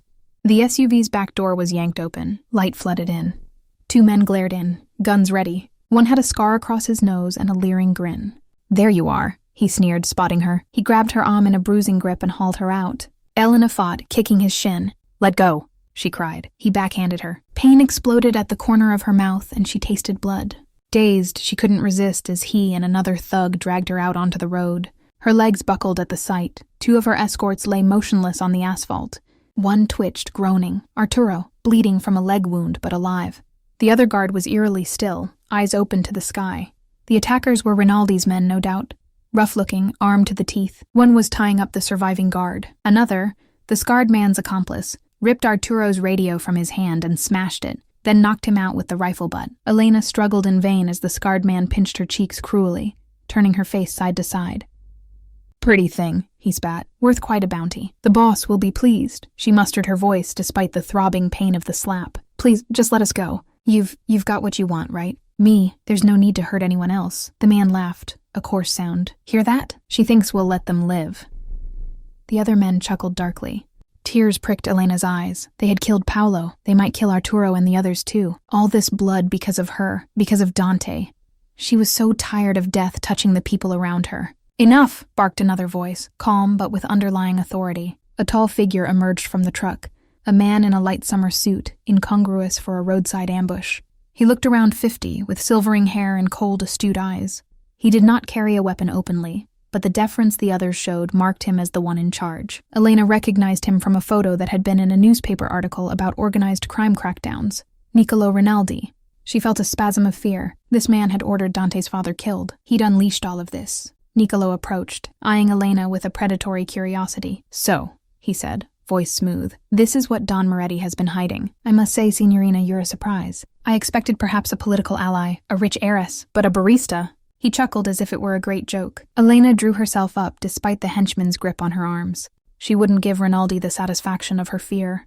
"And you must be the coward who murders people with roadside traps," she shot back. The scarred man shook her roughly. "Watch your mouth." Rinaldi held up a hand. "Easy, Gianni," he said mildly. His eyes never left Elena's. Such spirit. Now I see the allure. If looks were her only asset, Dante wouldn't be so smitten. "But you, my dear, have fire." Elena glared. Blood from her split lip trickled down her chin. "Dante will come for me," she said, hoping her voice sounded braver than she felt. Rinaldi smiled, patronizing. "I'm counting on it."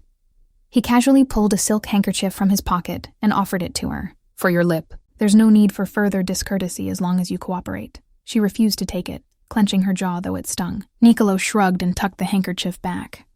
"As you wish. Put her in the car. Gently now," he added to the goons, as if he truly cared. Elena was forced into the back seat of the truck's cab. 2 men flanked her, guns in laps. Rinaldi got in the front passenger seat, and another thug took the driver's side. As the engine started and the truck jerked forward, Elena dared a last glance out the window. Arturo was on his knees, hands tied, watching helplessly as they sped away. Icy dread settled in Elena's gut. She could only pray the men wouldn't execute the survivors once she was gone. Her temple throbbed where she'd been struck. She closed her eyes a moment, trying to steady herself. Dante had promised to come for her. Would he know what happened? If any of the guards escaped, or if Arturo lived, they could raise alarm. They had clearly been ambushed by inside information. Someone close to Dante had betrayed them, likely feeding Rinaldi her route. It sickened her to think of his pain when he learned of this double cross. Nicolo Rinaldi's voice interrupted her thoughts. "You're awfully quiet, Elena Bianchi." Her eyes snapped open in surprise at hearing her name from his lips. He turned in his seat enough to see her. "Yes, of course I know who you are. I make it my business to know what Dante values. And it didn't take long to dig up the basics once I caught wind of his newfound amica." He pronounced the word friend with a mocking lilt. Elena mustered courage to speak. "If you know who I am, then you know I have nothing to do with any of this Mafia feud. I'm just a cafe owner." Rinaldi's brows lifted. "True, a civilian entirely. You're quite innocent in all this. Or you were." He tissed with feigned sympathy. "You should have stayed out of Dante's bed, dear. Though I can hardly blame you. The man has a way of drawing people in with that brooding charm." Heat rushed to Elena's cheeks. She hadn't even been in Dante's bed. Rinaldi's assumptions were lewd and invasive. "I'm not his lover," she hissed. "Not that it's any of your business. Is that so? Well, you soon will be his downfall regardless," Rinaldi mused. "Men in love make mistakes. They show hand after hand until nothing remains up their sleeve." Elena said nothing, unwilling to give him any psychological victory. Rinaldi chuckled at her silence. "Tell me, has he shared his tragic history with you yet? How my men riddled his father with bullets while young Dante crawled away through a storm drain to save his own skin? Or how he slaughtered my nephews in retaliation one by one? Quite the epic cycle of vendetta we have. And now it's your turn to join the story." His tone was almost cheerful, discussing such horrors. Elena's stomach churned. "If you're planning to hurt him through me, you'd only be proving him right. That you're a monster."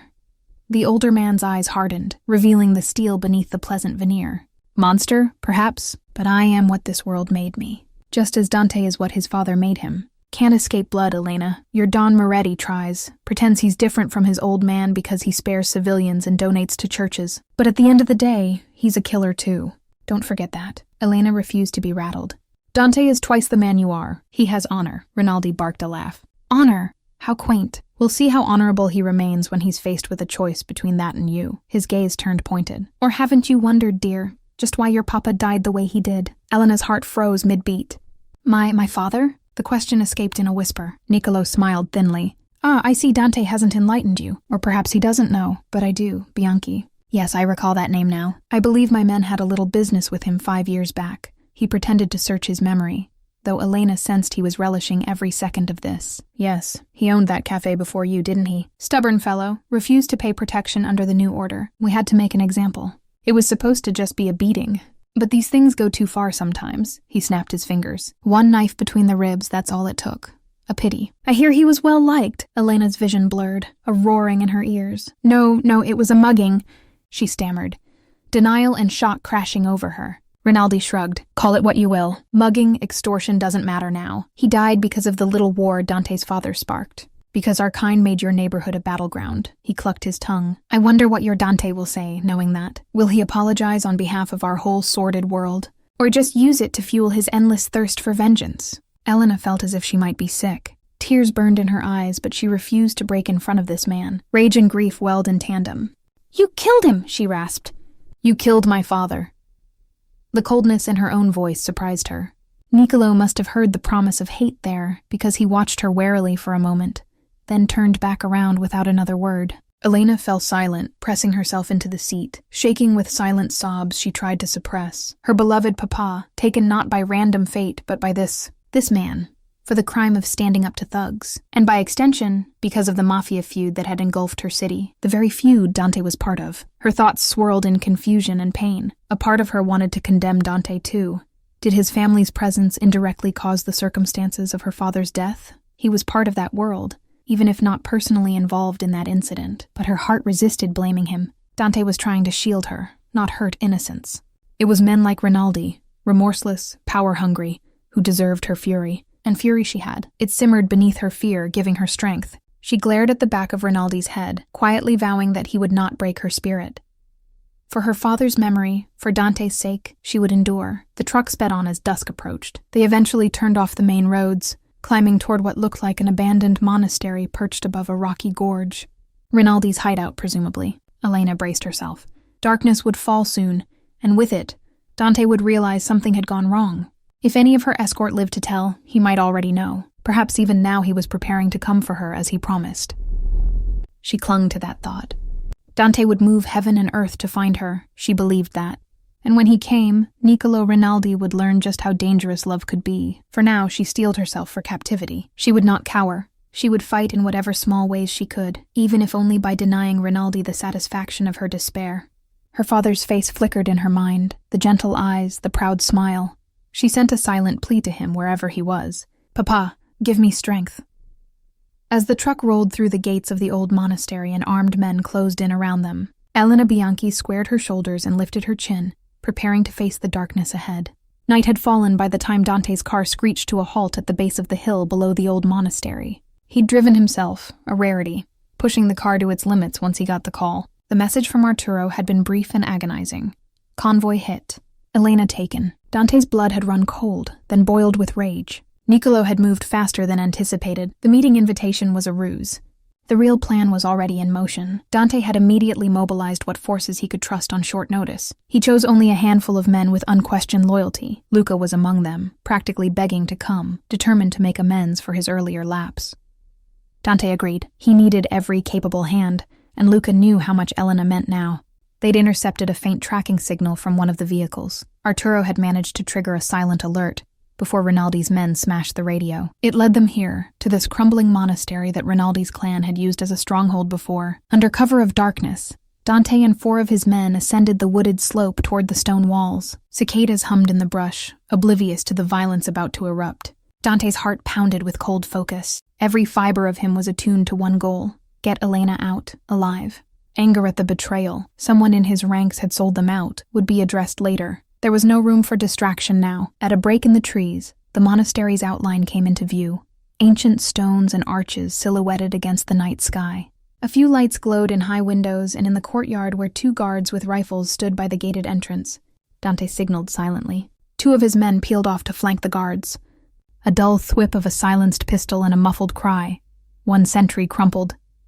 The other fumbled his weapon, but a dark figure, Luca, Dante noted, dropped from the wall behind and knocked him out cold with the butt of a gun. They slipped through the gate. Inside, the courtyard was overgrown, weeds poking through cracked paving. Dante recalled intel that a subterranean crypt connected to catacombs, a potential hideout or escape route. They had to be cautious. Rinaldi likely had at least a dozen men inside. As they moved toward the main chapel building, a shout rang out. A guard on patrol had spotted the fallen ones.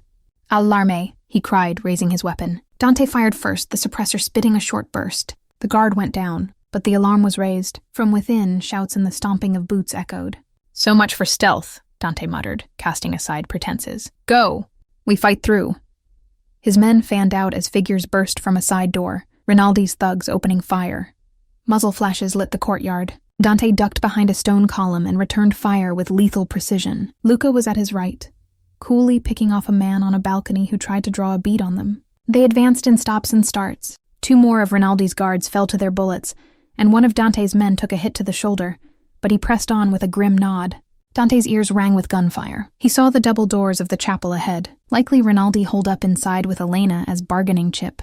Dante signaled Luca and the remaining guard to flank the doors. With a fierce kick, Dante blasted one door open and stormed through. Inside, the cavernous space of the old chapel was dim, candles and a few electric lamps casting eerie light. Decrepit pews lined the nave leading to an altar, and there, in the center of the open floor, stood Niccolo Rinaldi, with Elena held in front of him as a shield. Elena's hands were bound and her face was pale but determined. At the sight of Dante, her eyes widened with desperate relief. Rinaldi stood behind her, one arm gripping her throat, the other pressing a pistol to her temple. Around them, half a dozen of Rinaldi's men formed a defensive semicircle, and off to the side, to Dante's shock and fury, stood one of his own, Carlo, a trusted lieutenant, now pointing a gun at Dante with a smug grin. "Drop your weapons, Moretti," Carlo barked, "or she dies." Dante's vision tunneled, the traitor revealed, and Elena's life on a hair trigger. His men had followed him in and taken cover behind columns, weapons still in hand. Stalemate. Niccolo's suave voice echoed in the hall. "Well, Don Dante, here we are. You came quicker than expected. So eager to trade your life for the girls?" Dante stepped forward from cover, gun still raised, but finger off the trigger for now. His eyes locked on Elena's. "Elena, are you hurt?" Her voice wavered, but she called out. "I'm okay." A bruise marred her cheek and dried blood at the corner of her mouth. But she stood strong, not wilting in Rinaldi's hold. Niccolo tutted. "How touching. She's been a lovely guest, though a bit lippy. We had a chat about her dear papa." Dante's gut clenched. That damned Rinaldi. Of course he would twist the knife however he could.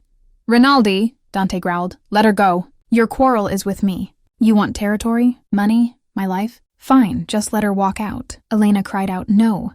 Don't."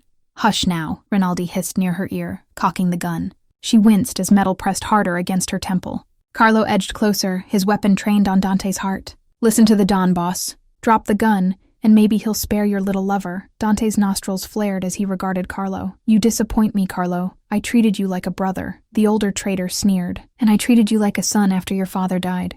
But you were always too soft, Dante. While you were crying over Mama's grave, I was doing what it took to keep the family afloat. Niccolo here appreciates my talents unlike you." "Enough," Niccolo snapped. "We don't need the soap opera." He shouted toward Dante's hidden men. "All of you, guns on the ground, or I splatter her brains on the floor." A tense beat.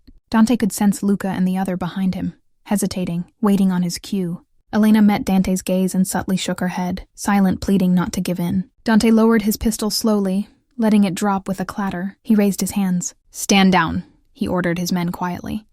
Luca cursed under his breath but complied, weapons thudding to the stone floor as the others followed suit. Niccolo's lips curled in satisfaction. "There now, that's better." He began backing toward the altar, dragging Elena with him. Carlo sidled behind Dante and kicked his fallen pistol far away, then relieved Dante of a second handgun at his ankle with a triumphant little laugh. Carlo prodded Dante's back with the barrel. "On your knees, boy." Dante glanced to see two of Rinaldi's men closing in to restrain Luca and the other Moretti guard at gunpoint. The odds were grim. Still, Dante knelt slowly, seething but outwardly calm. Elena's eyes brimmed with tears as she watched. "Don't hurt him," she begged, voice cracking. Rinaldi gave a dramatic sigh. "So much love. It warms the heart. But business is business, dear." He addressed Dante again. "I could kill you straight off, Moretti, but where's the art in that? I think I'll enjoy making you watch her die first. Poetic, no? The sins of father upon the son, the sins of lover upon the beloved. Some biblical symmetry in it." Dante's heartbeat thundered. His mind raced for any opening, any distraction. He noticed Elena's hands, bound in front, not behind. In Rinaldi's arrogance, he hadn't bothered tying them behind her back. Her fingers inched toward something at her waist. A small object tucked in her belt? Elena caught Dante's slight glance downward and gave the tiniest nod. Hope and dread coiled tight as a spring in Dante's chest. He had to keep Rinaldi monologuing a few seconds more. "You always did love the sound of your own voice." "Niccolo!" Dante spat, slowly raising one hand higher as if in fear.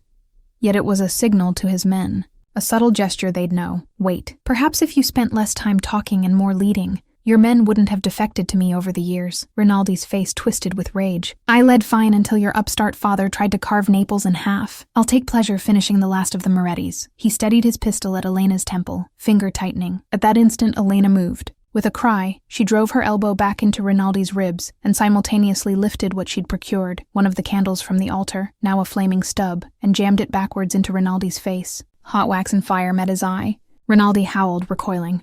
The gun wavered from Elena's head. In that split second, Dante exploded into action. He lunged up from his knees, grappling the barrel of Carlo's rifle, spoiling the traitor's wild shot. The boom of the gun echoed as a bullet chipped stone inches from Dante's ear. Luca seized the moment, too. He dove for one of the fallen guns and fired at the thug guarding him, dropping the man. Chaos erupted. Elena scrambled out of Rinaldi's loosened grasp. Rinaldi, blinded in one eye by hot wax, fired blindly in rage. Dante, having wrested Carlo's rifle aside, landed a crushing punch to Carlo's throat. The traitor choked, stumbling. Dante ripped the rifle from his hands and without hesitation emptied 2 rounds into Carlo's chest. Carlo fell with a look of shock, blood blooming through his shirt. Dante spun just as Rinaldi regained sight of him. The older Don's face was contorted with pain and fury, his pistol swinging toward Dante and Elena, who was directly between them now on her knees. For a heartbeat, Rinaldi and Dante locked eyes over the barrel aimed at Elena. A predatory grin flashed on Rinaldi's burned face. He adjusted aim toward the back of Elena's head, intending to execute her out of pure spite. "No!" Dante roared. In 2 strides he was there, one arm scooping Elena and hauling her aside, the other bringing Carlo's rifle up. Rinaldi squeezed the trigger. The shot rang out. Fire seared Dante's upper arm. He'd caught a graze as he pulled Elena clear. Ignoring the pain, Dante leveled his rifle one-handed and fired. The bullet caught Niccolo Rinaldi square in the chest. The Don staggered, a crimson stain spreading on his fine suit. His pistol dropped, clattering on the altar steps. Niccolo looked down at the wound incredulously, then at Dante. His mouth worked, as if to speak, but only blood came forth. He collapsed backwards against the altar rail and slid to the ground, eyes glazing over in lifeless surprise. Sudden silence fell in the chapel, save for the ragged breathing of the living. The last of Rinaldi's men, seeing their boss down, either lay wounded or had thrown down arms in surrender to Dante's backup, now flooding in from the courtyard. Dante stood panting, rifle still half raised, adrenaline coursing. It was over. Rinaldi was dead, the feud at last decapitated. But none of that mattered in comparison to the woman now clinging to him. "Elena!" Dante gasped, tossing the rifle aside. She had her arms, still bound at the wrists, wrapped around his waist from when he'd pulled her from harm. He gently took her shoulders, pushing her back just enough to scan her for injuries. "Are you hurt?" She shook her head quickly. Tears streamed down her cheeks, her composure finally shattering in the safety of his arms. "No, Oh God, Dante!" She sobbed and threw her arms around his neck. He crushed her to his chest, wrapping his good arm tightly around her trembling form. Every ounce of fear, anguish, and relief poured out as he buried his face in her hair. "I've got you," he murmured hoarsely. "It's all right. I've got you." They knelt there amidst the carnage, holding each other as if nothing else existed. Dante closed his eyes, breathing her in, silently thanking every power that be for getting her out alive. After a long moment, Elena leaned back enough to touch his face. Her fingers traced over a bruise on his cheekbone he hadn't realized was there. "You're bleeding," she said, noticing the streak of blood on his torn sleeve where the bullet grazed him. "It's nothing," he assured, covering her hand with his. The cut on her lip and bruise on her face ignited his protective anger again. He brushed a thumb over her split lip tenderly. "I'm sorry I let this happen to you." "I'm so sorry, Elena." She shook her head, fresh tears falling. "It's not your fault. You saved me." Dante's throat tightened. There was more, though. He had heard Rinaldi's taunt about her father. He felt Elena deserved the truth, and an apology for that too, even if it wasn't directly his doing. "Rinaldi, what he said about your father," Dante began quietly, guilt-laden in his tone. Elena sniffed, swiping at her tears. "He told me the truth, that his men killed Papa because he refused to pay them, because of this stupid war." Agony flickered over her face, and Dante gently cupped her cheek. "Elena, I didn't know. If I had—" His voice broke. "My family, our fight, we caused so much pain. Your father should never have—" "Hush," she whispered, placing 2 fingers over his lips. "This wasn't on you. You were barely an adult yourself when it happened. It was on Rinaldi and those like him." Her eyes searched his earnestly. "You're not like him, Dante. I know that now. You would never hurt an innocent." Emotion clogged his chest. That she could look at him, blood on his hands and all, and still see a good man. It humbled him beyond words. Elena managed a shaky smile through her tears. "You've proven yourself to me, Dante Moretti. Today, and last night, and everything. You're the man who risked everything to keep me safe, not the one who ruined my life. Please don't blame yourself for what he did." Dante drew her into his embrace again, pressing a kiss to her temple. "You are incredible," he murmured. "Do you know that?" She gave a faint laugh that hitched with lingering sobs. "All I know is that I never want to be apart from you again. I thought I'd lost you. I thought I'd never get to tell you." She trailed off, suddenly shy. Dante pulled back slightly to look at her properly. The flickering candlelight danced in her warm brown eyes that held such unwavering trust in him now. He realized how close he'd come to never seeing that trust again, and it spurred him on to speak from his soul. "Elena, He took a breath, his voice turning thick. "You once asked me what I wanted. At first I thought it was just your coffee, your companionship, but it's so much more. I want your happiness, your safety. I want you, il tuo cuore, la tua anima, your heart, your soul, because you already have mine." A soft gasp escaped her lips. Dante gently brushed back a strand of her hair, his hand trembling ever so slightly. "I love you, Elena," he said. The words reverent, like a vow. "I know I don't deserve you after all I've done, but I can't imagine life without you now." Elena's eyes shone brilliantly, fresh tears spilling, but this time of joy. "Oh, Dante, ti amo." Her voice was sure, even as it quivered with emotion. "I love you. I think I started falling in love the moment you stormed into my cafe and demanded to know who made your coffee." She let out a watery chuckle at the memory. Then her expression grew serious. "You might be a little overbearing at times, Don Moretti," she teased softly, "but you have a good heart. You just needed someone to remind you of it." He couldn't hold back any longer. Dante leaned in and captured her lips with his. The kiss was tender at first, mindful of her injury, but quickly deepened with all the pent-up longing and fear of loss. Elena responded fervently, her bound hands clutching at his shirt. The world around them, wounded men, echoing footsteps of his soldiers securing the area, fell away. In that kiss was a promise sealed, to stand by each other, to heal each other's wounds, to forge a new path forward out of the darkness. When they finally parted, both breathless, Dante rested his forehead against hers. "From now on, only sweetness, no bitterness," he whispered, referencing her lavender coffee that started it all. She smiled radiantly. "Only sweetness," she agreed, and for the first time in as long as she could remember, Elena felt truly safe. Several weeks later, the late autumn sun cast a golden glow over Naples, warm for the season. At Cafe Bianchi, the morning rush had ebbed to a pleasant hum of conversation and clinking cups.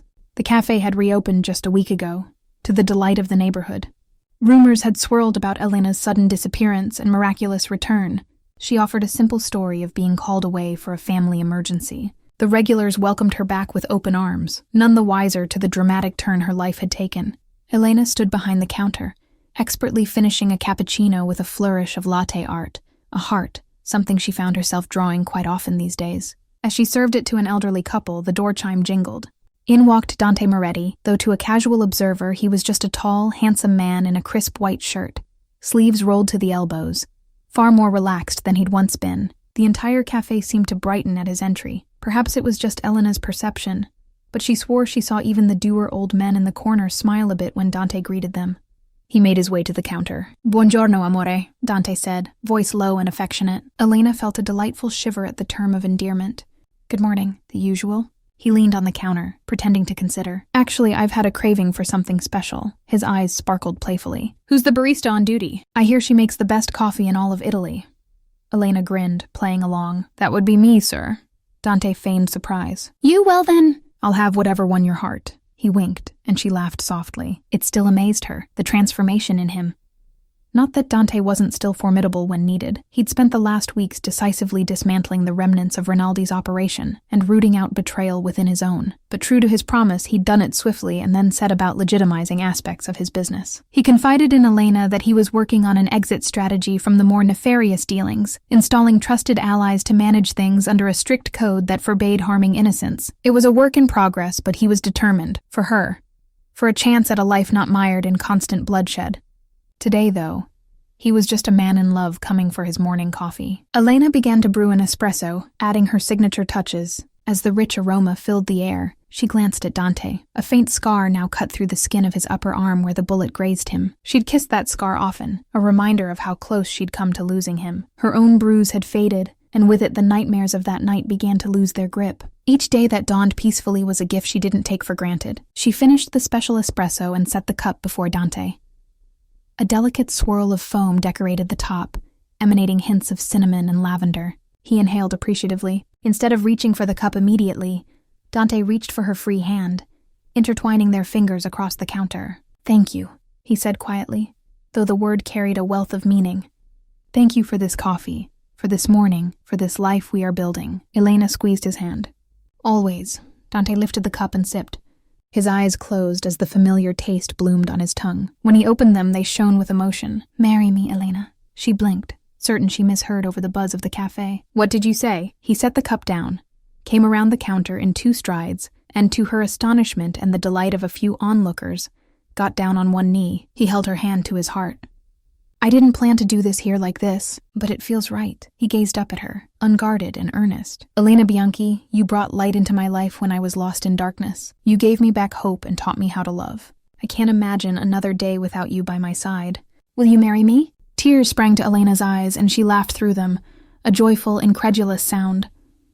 "Si, yes, Dante, yes!" The cafe erupted in gentle applause and cheerful laughter as Dante stood and captured Elena's lips in a sweet, brief kiss, mindful of their amused audience.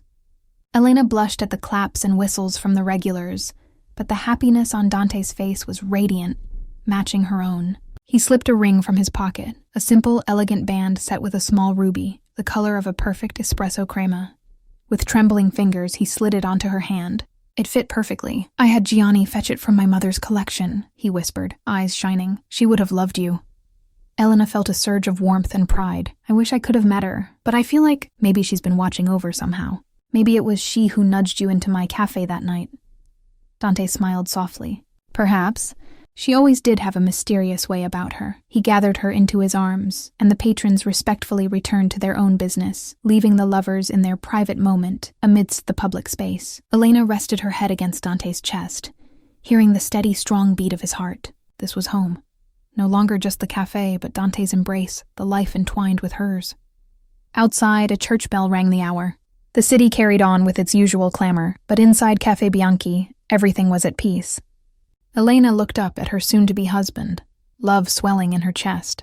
"I'll make you coffee every morning forever if you want," she joked lightly. Dante brushed the back of his hand along her cheek. "As tempting as that is, I didn't fall in love with you just for your coffee, mia cara." He kissed her forehead. "I fell in love with your bravery, your kindness, your stubborn, beautiful soul." Her eyes glistened with tears of joy. "And I fell in love with the man beneath the armor, the one who plays piano at midnight and would storm a fortress for me."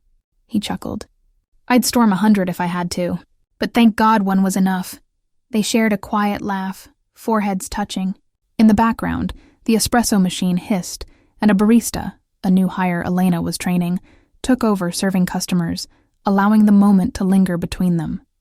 Finally, Dante gently released her, but not before stealing one more quick kiss. "I should let you get back to your patrons," he teased, noting a line beginning to form. Elena winked. "They can wait a minute. The boss is here." Dante grinned. Not long ago, he was the boss in every room he entered, commanding fear. Now he was happy to be teased as one among many in her domain. He took his demi-tasse cup and raised it in a toast. "To us." Elena grabbed her own half-finished latte and clinked it softly to his cup. "To love and to new beginnings." They drank, eyes never leaving each other. The taste was sweet and warm, lingering on the tongue like a promise fulfilled. Dante set his empty cup down, satisfaction evident. "Who made this coffee?"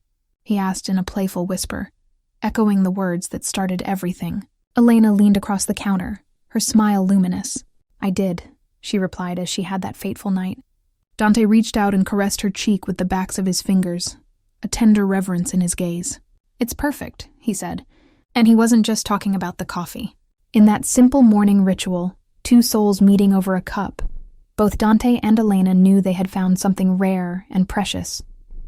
Out of danger and darkness, they had forged a bond unbreakable, a love that was as rich and bold as the finest Italian brew, with just enough sweetness to make life worth every sip. Together they would savor it, one day at a time for the rest of their lives.